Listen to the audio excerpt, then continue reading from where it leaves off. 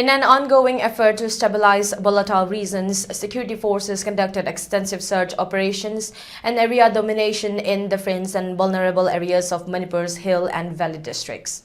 The operations yielded a significant haul of arms and ammunition, reinforcing the state's commitment to curbing violence and ensuring public safety. During the sweeps across multiple villages, security personnel recovered a range of firearms, ammunition, and tactical gear. In Juribam district, searches in Mongbung, Balijuri and Jorulpokpi led to the seizure of 4 bulletproof vests equipped with plates, a magazine pouch, 6 live self-loading rifle rounds and 5 single-barrel cartridges.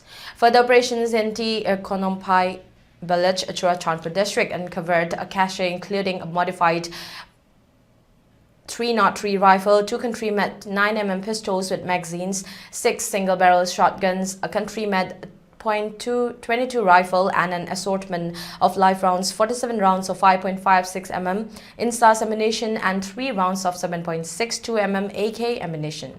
The findings highlight the security risks in the sensitive zones where illicit firearms continue to circulate. In Changobung village, Kangpokpi district, forces recovered a 5.56 mm instas rifle without a magazine, 2 country-made .22 pistols with magazines, 2 single-bore rifles, a local 303 rifle, 2 defective hand grenades, a Baofeng radio handset with a charger, and a SLR magazine.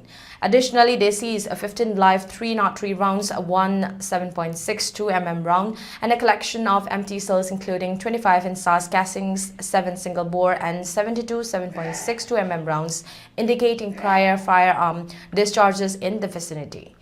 Aside from this, recovery security efforts have focused on ensuring safe transportation along critical routes, notably national highways, National Highway 37 and National Highway 2.